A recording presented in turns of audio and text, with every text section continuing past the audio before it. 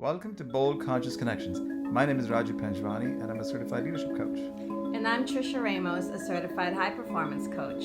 Together, we help business leaders redefine success on their terms to create more space and energy so that they live impactful lives. Everyone wants to be seen, heard, and understood. So, at a deeper level, we know that the collective consciousness is important to raise in this world, and leaders who are influencers can make that difference. We, in our coaching programs, teach people how to focus on the interconnectedness, heart centeredness, and growth from within. And this is what this podcast will be about. So stay tuned and subscribe to wherever you listen to podcasts. Talk to you very soon. I'd be lying if I told you that I wasn't comfortable bringing Nicholas Rohan Panjwani, my son, to this podcast in an interview with him, with Trisha and myself. And largely because anyone who's met him knows that he is unusual, gifted, very deep. And so the point of this episode and bringing him on was that, it was to share that age is no boundary to insights about who you are, about wisdom, about spiritual growth. Ever since Nick was a year old, he could do, with his power of concentration, solve 200, 500 piece puzzles. By age 3, he was reading coffee table books, although he didn't probably understand the meaning of all of the words, but he was able to understand what those words were without knowing what they meant. So his focus and his ability to be very deep was quite unusual from the get-go. So Nick is now 22. As I said, he's my third of my fourth children. He is a senior at Duke University, finishing up at Pratt for his biomedical engineering. And we just want to share with you the way that, as we said, age does not dictate what wisdom you have. And if we all had at this young age of 22 that he's at, those kinds of insights about life would be so different. So for those of you youngsters in particular, have a listen and truly take some notes. And because I think in our conversation, he really throws some great nuggets about life. So without further ado, here is my son I'm proud of, Nicholas Rohan Panjwani. Hey, welcome to Nicholas Rohan Panjwani. Hello, Live Masterminds. How are you? I'm so proud to introduce my son to those of you listening to this podcast. Nicholas is third of my 4 children, and he is 22, but a 22-year-old who's got a lot of wisdom way beyond his years, and I just want to acknowledge that. And we're very proud to bring him on this episode to really talk about whatever he wants to talk about, because I know for a fact that he has so much wisdom to offer, as I said, in his young age, and I think a lot of you will benefit from this, whether you're a millennial or older even. So welcome to the podcast. Thank you very much. Thank you. And how fun that we get to have a conversation such as this one. Fun for me to get to witness between you and your dad. So yeah, we're going to have a great time today, and I look forward to learning more from you. So let's get started. Likewise. So go ahead. We always ask this first question to sort of kick off the conversation. And the name of our podcast, as you know, is Bold Conscious Connections. Mm-hmm. So we like to ask every guest we have, what does bold mean to you? And why do you think it's important, especially in this day and age, to be a bold leader? So when I think of the word bold, I think of not living in your mind. I think of living actively in your body and actively in the world, being connected and congruent with what you have to offer, as opposed to being in constant rumination of what, either what could go wrong, or what should I do, or what will this person think. Being bold is equivalent to being decisive, and being being active, being excited about living this life that we are living.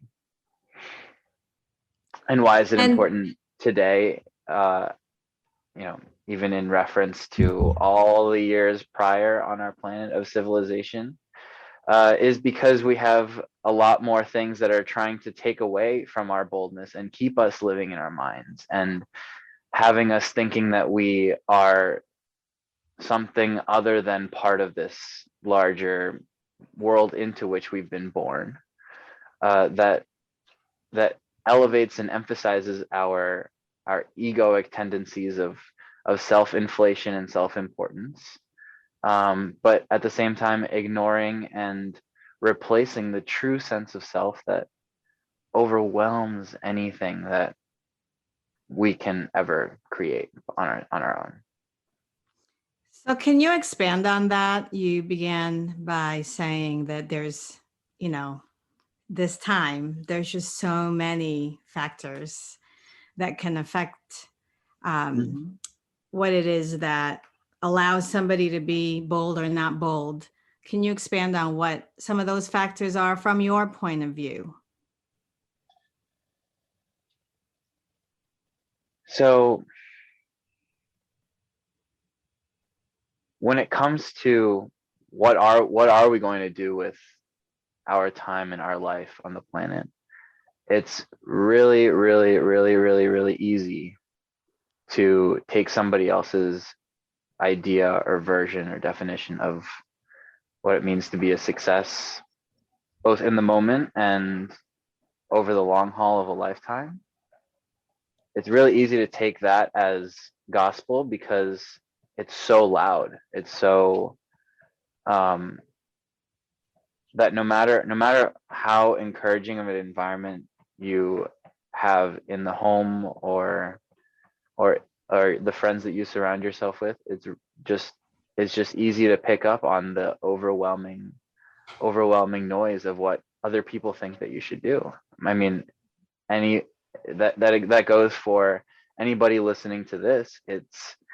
It's in some way a version of the story that we're telling, and if you're listening to it, there's going to be some measure of influence that it's going to have on you, whether you think about that or not.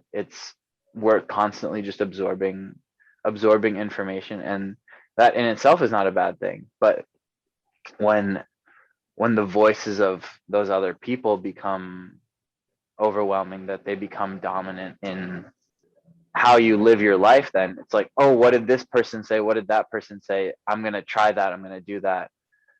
And then before you know it, you are living this disconnected life of, wait, then you wake up one day and ask yourself, who am I? I don't know even what that question, where to begin with that question, because I don't have a frame of reference. But we all do have a frame of reference, ultimately, if you go back far enough, that we didn't come into this world being completely conditioned and programmed, but it tends in that direction if we don't remain bold and aware enough of our just basic and true selves. It's not even that complicated, but it seems so simple then that we don't even think about that as the real answer in the end.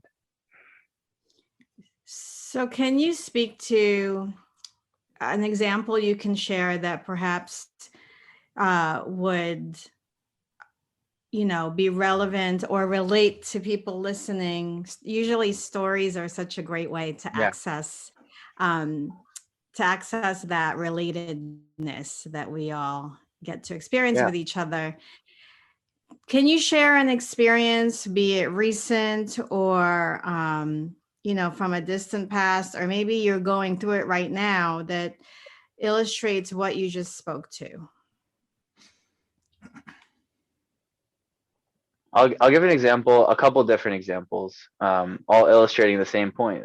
It goes to show that the influences are always going to be pushing and coming from everywhere. That it's never like, oh, I figured it out, and now I know myself. It's, you have to constantly be listening for which voice that's coming is the true one, and which one are the competing voices. So just a couple months ago, in December into January, uh, somebody offered me an opportunity to um, to do some work, and framed it in a way that it would be very much like I'd be working for myself, but not by myself. I would have a team of people to refer to and to lean on for support. But that all of the upside was going to be for me. But and I kind of accepted that at face value, on blind faith, like, oh, this is going to be great. Like, it'll give me an opportunity to make some money in the short term, and then once I have the money, then oops, um, then I can do what I really want to do. But rather shortly, I realized, I'm like, wait a minute. I just fell back into the trap of, I'm waiting for certain set of conditions to fall into place before I actually pursue and do what I want to do on a day-to-day, moment-to-moment basis. And what are those things? It's creating a brand and content of my own, being able to actually express my true values, my true beliefs, um, my true understanding of what I have learned through the lenses of science, of nature, of mysticism, of playing sports, of being in different sorts of relationships, of just peering deeply into this present moment of life. So then I guess another example would be when I was trying to figure out, back, when I first got into college, it was like, okay, now where do I take this? Do I want to go to medical school? Do I want to be a professional engineer, industry engineer?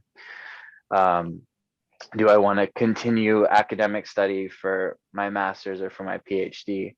And I was just considering all these options that were laid out as paths before me, not really considering that my own life, my own unique life, could be its own unfolding path, and that I could give it structure. I could give it a form that hasn't existed before, that I can actually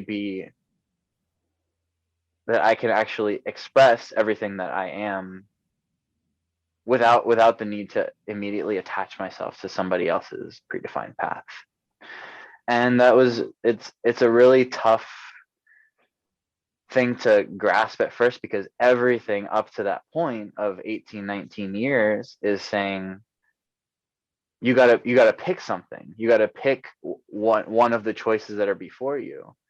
But we never stop to consider, oh, somebody in the first place had to create those as choices for somebody else to follow. So it's great that we have these choices, to whether it be some sort of industry or corporate job, that there are these roles that somebody wants to be filled, and that you can gain the skills and experience needed to perform that role, and you can feel fulfilled in that. But given the experiences that I've had of nearly dying and then actually losing my mother to death, growing up, it was never enough to just fill a position. It had to, that wasn't fulfilling to me. It had to be something that was reflective of the magnitude of the experiences that I had already had, and a reflection of the impact that I want to have in making this life matter. And even if, for whatever reason, my own life got ended for whatever reason, that I would be happy knowing that at least I was pursuing what mattered to me. So, and that may even contradict what I opened with, that that today's world is emphasizing our egotistical or self-centered tendencies. But I think that there is a balance somewhat, that that you immerse yourself in this unique life experience, and are not just trying to copy or imitate somebody else's version of success. And then also being aware and sort of humble enough to know that when you are pursuing your desires, that those desires have to incorporate and include the direct benefit to other human beings in order to be considered success at all. Human beings, and in my version of success, all life, that there's a constant and expanding relationship between our human selves and the environment all around us, both in terms of other life and other objects that we orient in a certain way. Yeah. Beautiful. So you're 22, finishing up as senior year of college. Mm-hmm. At what point do you think there was this longing to be more?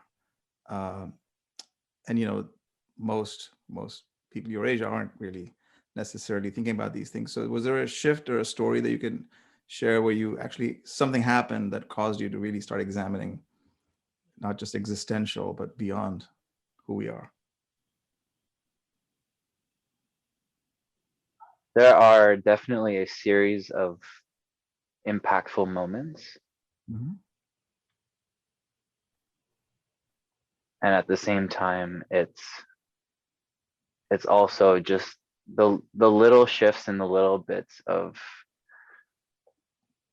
sitting, at Duke, we have beautiful, I don't know how many acres, gardens that always that began to, in my years actually being on campus at Duke, each year I got more in love with and spent more time in the gardens, as I just explored it more and learned more about it. But I would say I really started exploring it my sophomore year, and just being in nature, being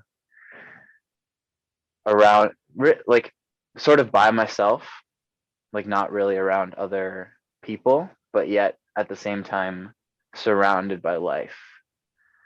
That to realize that I was alive, everything around me was alive, but yet there was this space and silence through which I could begin to hear my own voice. So it was, for me, that was the kind of center point of what allowed me to begin exploring that. As I said, sophomore year, really sophomore spring, and then it just so happens that I took summer classes in the first summer session. So I came home for 2 weeks after the spring semester ended, and then went back to school, and then was living in my own dorm room as just single in the dorm room. And then, of course, deepening my relationship with the gardens is sort of that, is that metaphor for learning about and understanding myself more. So it was really definitely a journey, but there were sparking moments leading up to that to kind of push me in that direction. And one was kind of overarching experience was being in a fraternity for my freshman spring, and then into my sophomore fall. I was still in the fraternity, but I ended up, long story short, I ended up getting mono towards the end of the semester, and was taking 5 really hard and really demanding classes. So I wasn't spending as much time in the fraternity. And then after getting sick towards the end, it was like I went from being super involved in the fraternity to not being as involved because of school, and then being just totally taken out of the environment, getting sick and coming home.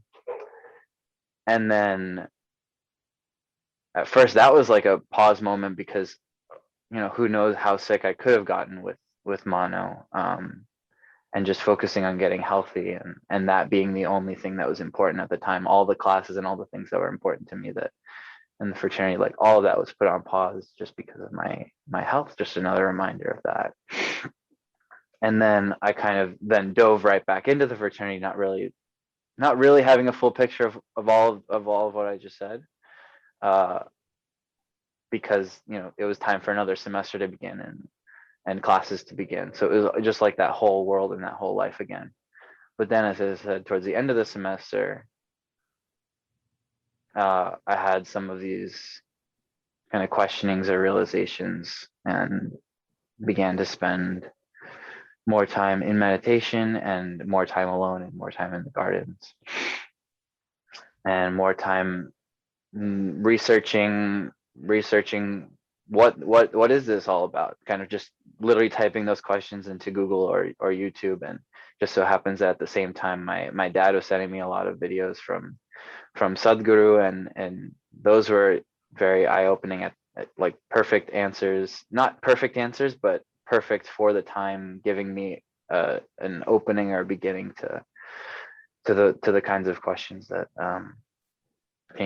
changed my experience. Yeah. Awesome. What can you say, Nick, to people listening to this who they may be your age or maybe they're older than you? We live in a culture that really values busyness and do. We associate success and productivity with how busy we are, even at the expense of our health, right? You Yeah. certainly spoke to that a little bit. What would you say to our listeners about how you can begin to value solitude when people are so averse to being alone, or putting their phones down, or taking a time out from social media or Netflix, like just nonstop barrage of information that is easily accessible to us from like the multiple devices that we walk around with on a daily basis? What can you say to someone that hopefully encourages them to find that piece of garden that you were able to find, so that you could hear yourself? What would you say? Well, so that's the funny thing, right? We can be not even around other people and still be getting information and ideas, either from people directly or subliminally, with our phones and just looking at content. But what I'm called to say is that I don't know what your experience is right now. I don't know how you're feeling. I know deeply my own journey and my own moment-to-moment experience. And what I have to offer is that if you do take the tough step as it can be to just make a decision that you want to explore what is possible within yourself, not just what's possible out there, but that the possibilities that you think are out there are actually with you and are closer than you think. And also a word of encouragement that when you do make the decision to put it away, that there is so much waiting for you, that it's not that far away. It's so simple, and it could be articulated in so many different ways, but none of the articulations would serve you as much as you taking the leap of trusting yourself enough to see what you have to offer to yourself and ultimately to other people. That until you dig for both the lessons that you've learned and also the depth of experience that you can have, to be able to be sensitive enough to the signals that you are being given from your source, from your through your physical body, through the channel of energy that you represent and that you are. You'll be able, if you put away the stimulation, that is what's going to give you the sensitivity to be able to actually sense those, naturally sense those impulses, those feelings, those waves, those just the whole universe of experience that can happen inside your body without needing something to depend on, something to stimulate you.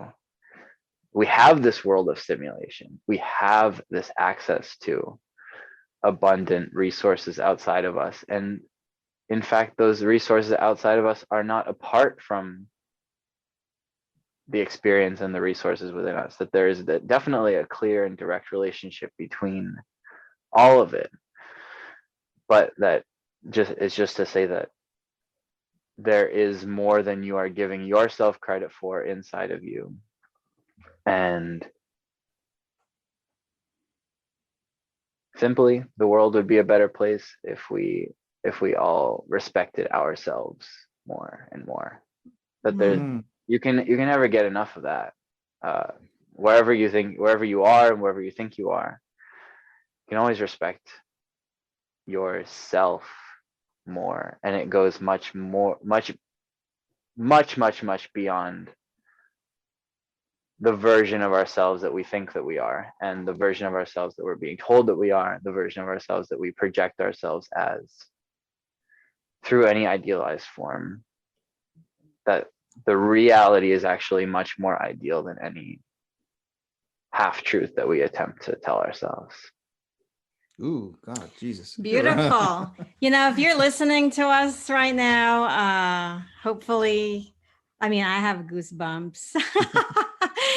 Thank you for beautifully articulating all of that. And you mentioned the word lessons before. Can I jump in here? So, the second part of the bold conscious connections is the consciousness. So you started to touch on the consciousness aspect of it. For those listening, young or old, whatever the age, doesn't matter, as we're proving here, what could, there's this games out there. There's of course news, etc., that people listen to, but there's news, there's all the other onslaught that Trisha mentioned earlier. But being on devices for whatever reasons, what is there something you've done specifically that, you were playing games, you were part of the same culture, and then at these realizations that you had, is there something specific, maybe one or two things that allowed you to then focus away from that and saying, hey, listen, yeah, great, but we all live in our five senses, but what does it take to get away from it for a second and saying pause? Or what is it that allowed you to, or are there practices that that really helped you and you could share? Yeah, and if you could be direct with this, because we do want our listeners to actually come away with something they could try as soon as they're done listening. Yeah. Right? Yeah. What's the thing, the number one practice you have that allows you to be able to just maintain that balance for yourself? So it's actually perfect that both of you guys say that.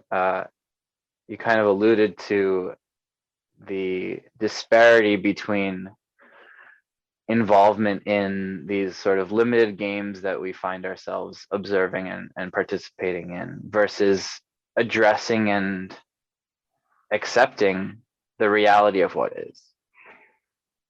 And I want to offer a fusion of the two. In fact, that one of the frames that I've gradually and sort of recently developed, somewhat recently, but anyways, you'll get it, that the reality itself, the truth, the fundamental truth that we are living has a very much game-like quality to it.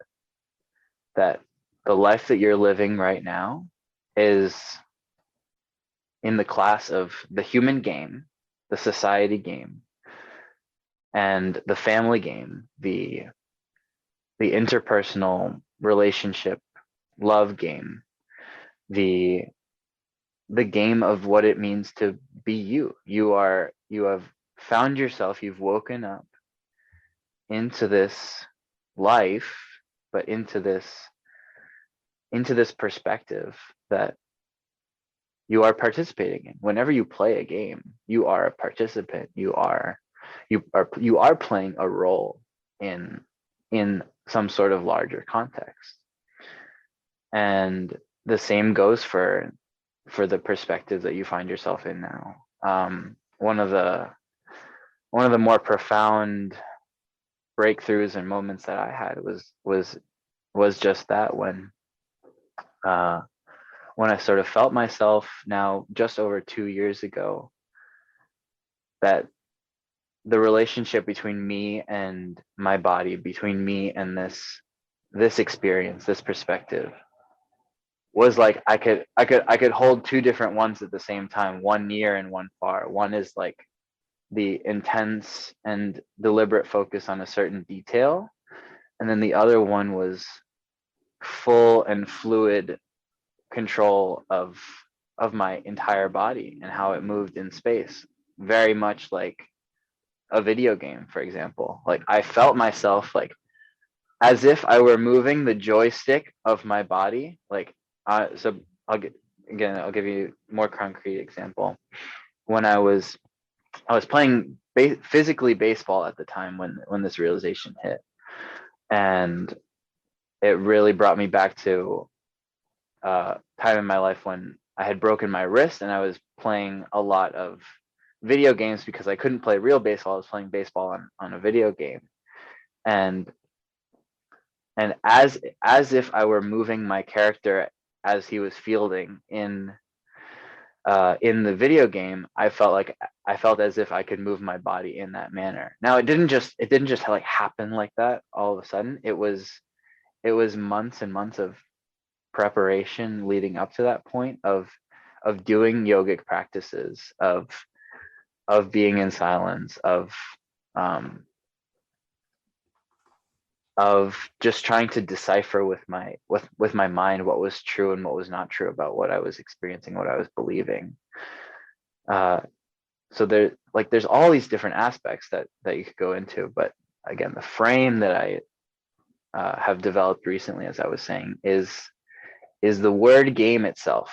So this is for me in particular, and these four letters apply to me, but the dimensions of experience that they represent are applicable to everybody. And I encourage you to find, whether it's a 4-letter word, not that kind of 4-letter word, but a 4-letter word that has meaning to you and to your life, and to give yourself this kind of acronym. So GAME, G.A.M.E. So I am, G is a golfer. So that is actually a game. That's a sport. It's a physical activity. It's a physical pursuit.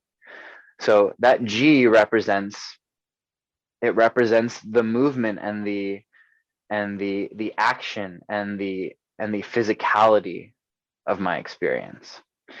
And that's one of the primary dimensions that through which we experience life. It's not the only one, but for me is an important one. And I think everybody needs some sort of physicality and deepening and expanding of that physicality, some sort of exercise that you're training towards, or you're training for, that is expanding your capability. It's not just keeping you in comfort, it's really pushing you into discomfort. Wherever your level is, there's just that fine line of I don't think I can do anymore, but you do it anyways, and it transforms all other aspects of your life to know that discomfort isn't a boundary. Discomfort isn't a finality.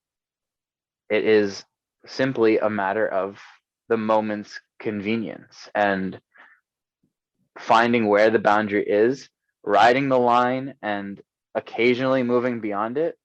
Not so much that you sacrifice your health or your ability to get back up and do it again, but that but that you're constantly growing, and you're feeling yourself evolve. I mean, that's what all of these four are going to be about, but the physical one in particular is, I think, the most immediate and most direct way that most people can find where that line is for themselves, that boundary of what's possible.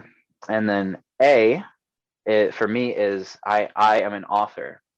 So not only an author in terms of the literary, but an author of my life. That, in fact, I can integrate and express what is important to me, what matters to me, and I can sift through all of the different things that I experience and choose the aspects of it that I want to reflect back, both onto my conscious mind and subconscious mind, and also to other people, to the world. That there's always something that's on the surface, but when you take the time to both integrate and then consciously express what matters to you, it's a way of taking what's immaterial and making it material. That you're guiding your life, that you're taking a stance on what you value and what's important to you. And the third one is I am a mystic. So that's the spiritual side of things. That is very much once you have found the boundaries, this is about completely letting go of that pursuit. Being a mystic, which everyone has the capability to be in their own experience, is one of not attaching yourself to thought, or even to the people in your life, or your own physical body. It's where your awareness and your attention is at once non-local, or in other words, universal, but at the same time, it's very single pointed and it's immediate. You can feel it right here and now. And it is the cord of connection between your individual self and your cosmic universal self. That it's the nexus of who you are, who you have even been told that you are as this individual, as this person, is essentially and very much the meeting of your physical body and everything else that makes up your physical body, and all the interactions that you have with your physical body.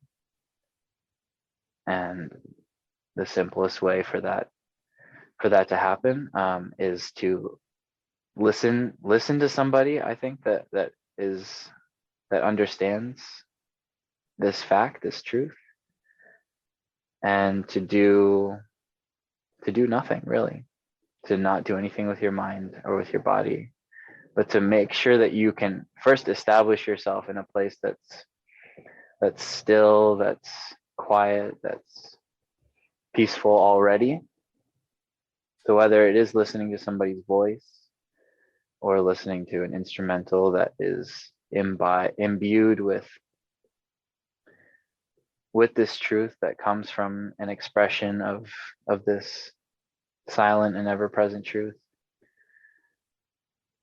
And over time, you begin to develop your own flavors of how you experience yourself and how you experience these fundamental truths, and how you dig deeper by asking pointed questions that you know you don't need to ask, because you know that the truth is simply what is, and that this truth is simply universal, and that the truth is you. But you ask pointed questions to get more texture and to get more clarity around what somebody else might be experiencing. You ask a question that exposes a different way of perceiving things, that has you appreciate more what anybody and everybody else is going through. And you develop not a forced or not a artificial, but a real sense of unity and compassion for all life. Because it's you, but it's a part of you that doesn't know that it is it, that it is itself. And then the last one, E, is I'm an engineer. So almost similar to the authorship.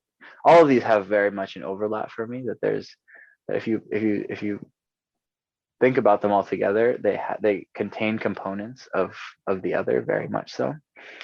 But this engineer primarily speaks to the mental acuity that may be to some degree inherited or part of your DNA when you're born. But I very much believe that both your focus, whether it's your discipline, but also the precision with which you can differentiate between things in your mind, that you can conceptualize and kind of keep things separate so that you can clearly distinguish. I think that is very much a skill that we can learn, that we practice every single day. It has very much to do with having integrity with yourself, with understanding that when you don't have those clear boundaries in your mind, that your life doesn't have as much meaning or as much purpose, because you think that, oh, I could either do this or I could do this, it doesn't really matter. That's more relating to the action things. But for me also, the engineering is very much in line with understanding the universe, and with understanding that the basis of our bodies being able to function as they are is an engineering masterpiece, that it's mathematically sound, that if it were not possible to look at things mathematically, mathematics wouldn't exist, that it's a reflection of the perfection of our natural world. And as human engineers, we do our best to emulate the perfection and the consistency of the natural world.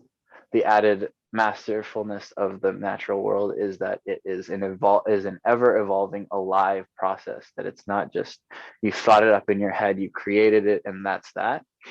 It's the never ending interaction and living force that allows things to grow and expand. So the engineering side of it for me is also about questioning what really is true, logically, logically true or false. Like, what is compatible with this assumption or this set of assumptions, because it is also about you are implicitly or explicitly stating assumptions in your scientific or engineering endeavors. In order to be able to prove something, you need a framework through which you can discuss or to prove it in the first place. And that's true with language as well. We wouldn't be able to have this discussion if we didn't have the framework or the mutual agreement that these words or these expressions, this order of syntax meant something, that this had a mutual understanding, and that we could take it in a certain direction. And engineering for me is a great example of that, because it's about how we organize our lives, how we organize our thoughts, how we organize the material with which we surround ourselves, and how we get closer to truth, how we make fewer mistakes, how we accept mistakes and know how to correct them.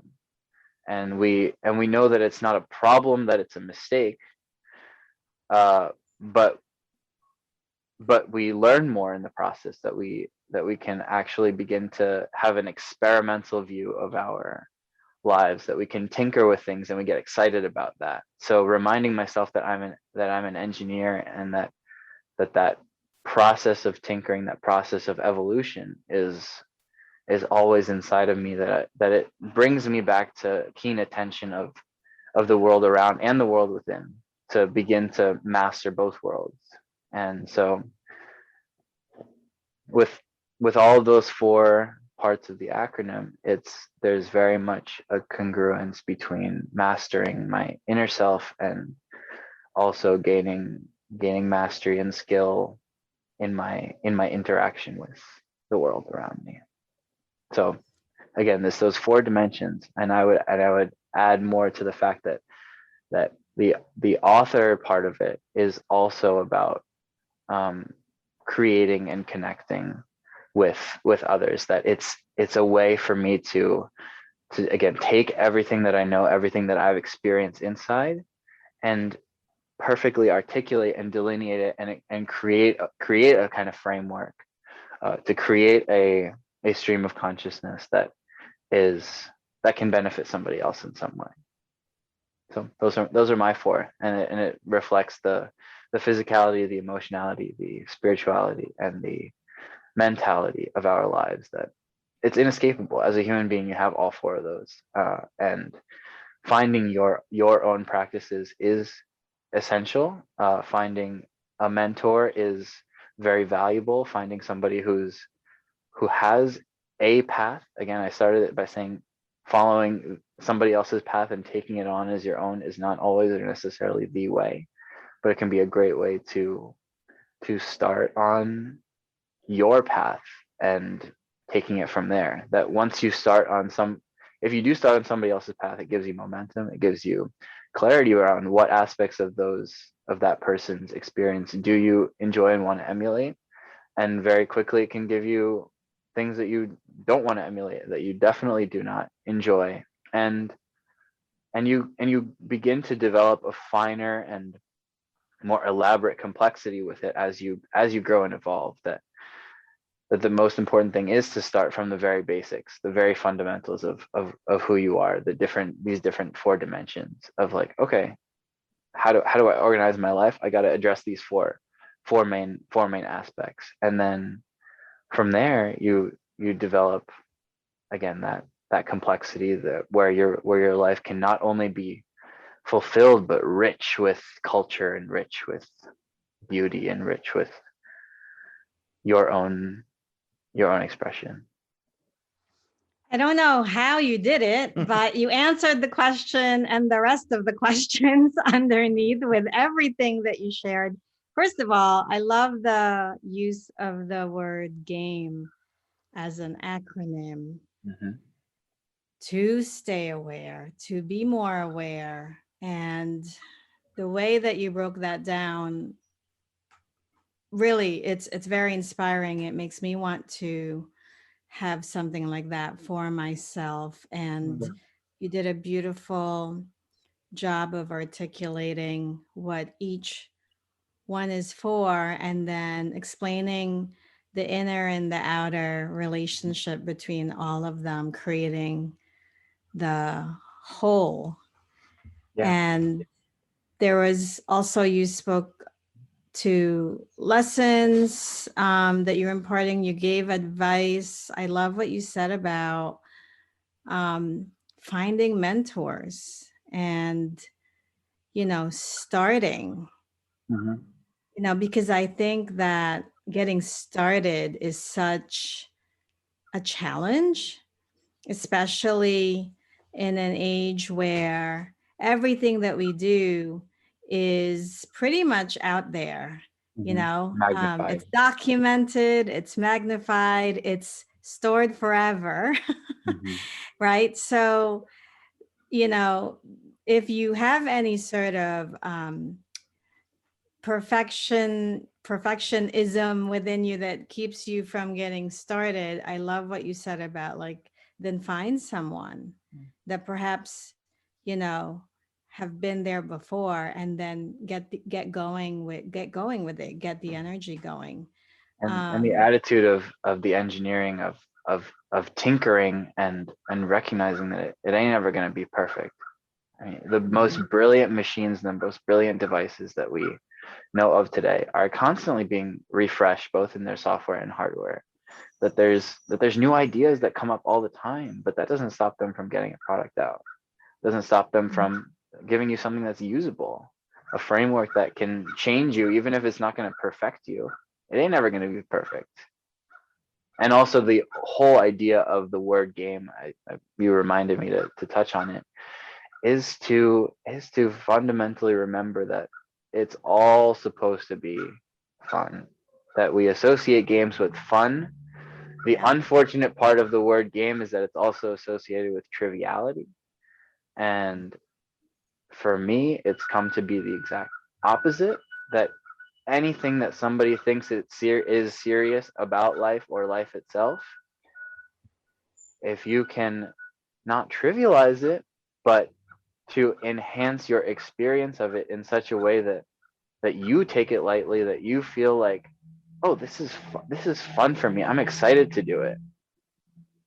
It changes the game. It changes everything. It changes your experience. Yeah.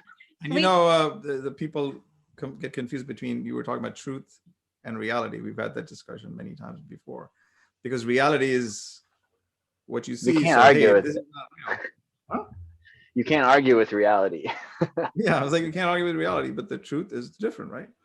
So I was also really touched by the fact that you touched on it, and maybe we do this another time to go into what it means for these other minds out there listening. You know, maybe how you distinguish based on your own sensibility, your own gamification of life, and your own perception of your acronyms, what it means to make the difference first inside of you, so that you can then express yourself outside of you. Great. Yeah. I love, thank you for saying life is supposed to be fun, because that is what we do. We play games, and Yeah. play is very, very much a necessary piece to create that energy that contributes to, the co-creation of all of our experiences. We talk about this a lot in our teaching, is why infuse things with suffering? You know, why suffer when we can instead approach situations through the lens of play, Yeah. right? If we know that it's always working out anyway, then why wouldn't we just have fun with it? And, you know, why worry about the future when most of the time we know we're worrying about things that are not going to happen anyway, right? So I think that, you know, to recognize that clearly you're very wise. I'm not sure how many 100 years, 1,000 years old your soul might be, and how many lifetimes there might have been.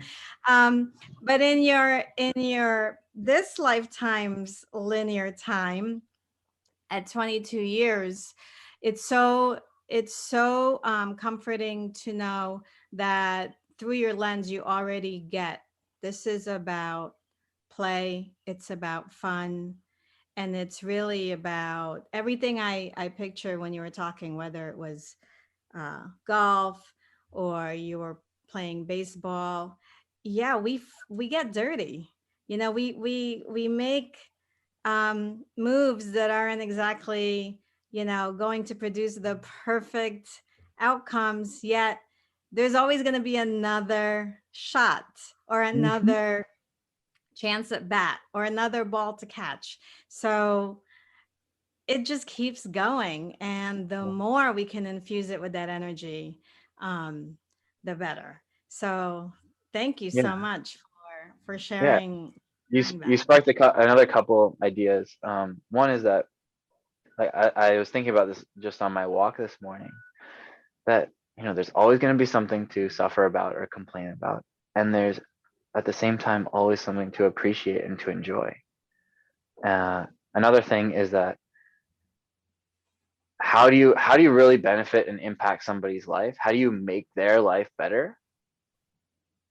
Is through your own example and through your own energy of showing them that it's possible to have fun, even if the Mhm. circumstances are dire or if you've experienced trauma, that you can, and in this lifetime, rise above that. It's not that you ignore it, it's that you integrate it. It's that you see it for what it is. You see the truth of it. You see that there's no finality or there's no seriousness about what you've experienced. It may feel or have felt that way at some point or at all points. You don't remember a time where it didn't feel that way. But that the feeling of seriousness in itself is a game. That if everything were just fun and dandy, we wouldn't know the difference. Mhm. That Mhm. that when we experience something that feels very heavy in our bodies, it's not a made up thing. It's a very visceral, like, I don't know how I can move beyond this. And then we go on that journey of feeling the light of our being and in our bodies, of being connected to this enlivening force, that the force of life itself, in contrast with the the process of death, is a process of being light, of being spry, of playing, of moving around. And yes, there are consequences to every action, but if you are absorbed and obsessed with the consequences, you will never take action. Mhm. On the flip side, if you're excited about the prospect of potentially winning at a game, that excitement is enough to get you to participate. That's what life's all about. You knew the potential upsides, so you participated. A game, any game, any sport, has its consequences. Not always positive, not always just like the pure outcome is I win, I win, I win, I win, I win. But that's the whole fun of it. You don't know what the outcome's going to be with 100% certainty when you go into it, but nevertheless, you give your 100% involvement, knowing that when somebody else slips up, your 100% involvement is going to find the opening for you to take that victory. But at the same time, you may not always be at your 100%. That even if you're giving your 100%, you're convincing yourself to go for it. You want to win. You don't want to lose. You're giving it all you got. Either sometimes your 100% is not enough, which means that you need to expand your boundaries, expand your capabilities, learn from somebody who's been there, or you recognize that you're not always going to have that 100%. You give it anyways, and you fail and you lose with honor and dignity, knowing that that's what keeps the cycle going. That's what keeps the evolution going, is the apparent battle, but the inherent harmony and the inherent perfection of the duality of winning and losing, and trauma and divinity and whatnot. Pick your duality. The duality is what gives us clarity and focus to expand and to do something new and beautiful, inherently perfect, but also inherently imperfect in this moment right now. All right. Well, that's, we always say, don't take yourself seriously and have fun, but take the game of life seriously in a certain way, right? Because you're here. You might as well have You might fun as doing well it. give it. And You might as well give it exactly. your all. Yeah. Exactly. Yeah. So listen, is there a place that people can reach you if you want to be reached? That is, and talk to you. Yeah. Where can people find you or hear more from you? Also, in fact, the whole game G.A.M.E is on my Instagram. So if you want to go to my Instagram, it's N.R. Panjwani is my last name, Panjwani. And I also have in my Instagram bio that I'm here to create more leaders. And being a leader is not just about having people to follow you. I don't think that's what it's about at all. What it is about is finding what it takes to lead yourself and to lead your life in a way that's meaningful to you, to be that example, to pass the torch, and to pay it forward, to inspire others to do the same. So it isn't about having people follow me. It isn't about having people live and do the same things that I'm doing. It's about me living my life, and earnestly hoping and earnestly being there, so that you can have the faith and the inspiration to go, even though you don't have the informational knowledge or informational certainty to take that first step, because we never do and never will. Awesome. Beautifully said. So Awesome. yeah, either Instagram, and also my writing, my articles are on Medium, also at NR Panjwani. So that's where. Great. Well, Yeah. we have a final question. I Cool. can't believe how fast the time just flew. I have no idea what time it is. Our final question for you, we love these conversations. We honor you for being here with us. This is especially Thank you. sacred because of who you are to your father and to me. And we certainly have learned a lot from you. We continue to learn tons from you. And, we always say learning never stops. And every conversation is a co-creative process. And so we appreciate you being here with us. So with that idea in mind, what learnings might you have had just in this conversation alone? The learning is in the power of these conversations, in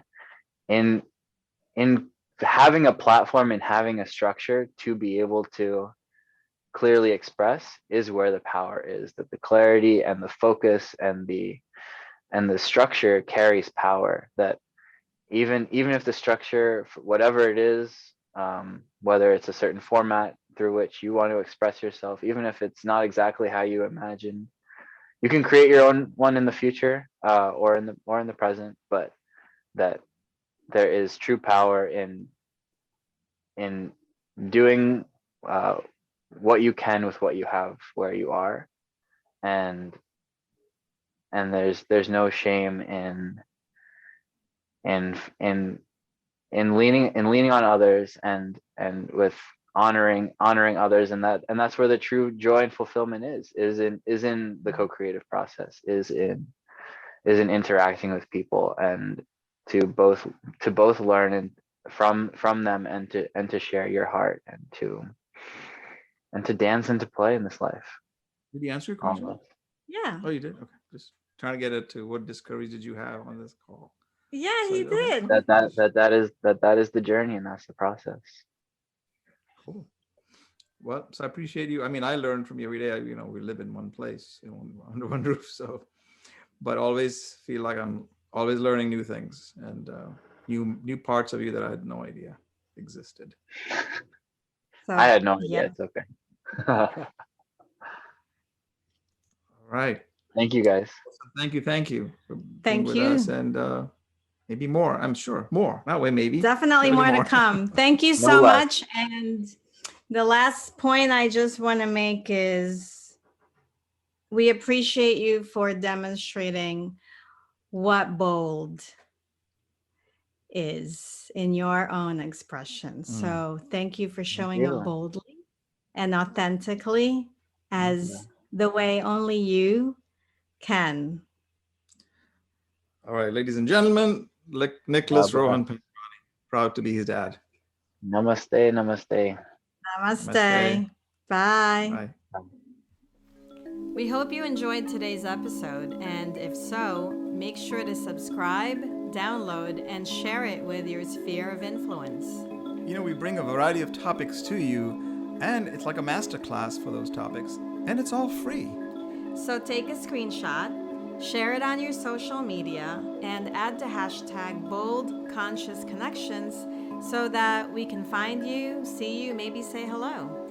And if you want to deep dive into some of the topics that we bring to you, find us at www.livemasterminds.com and get to know us. Take care.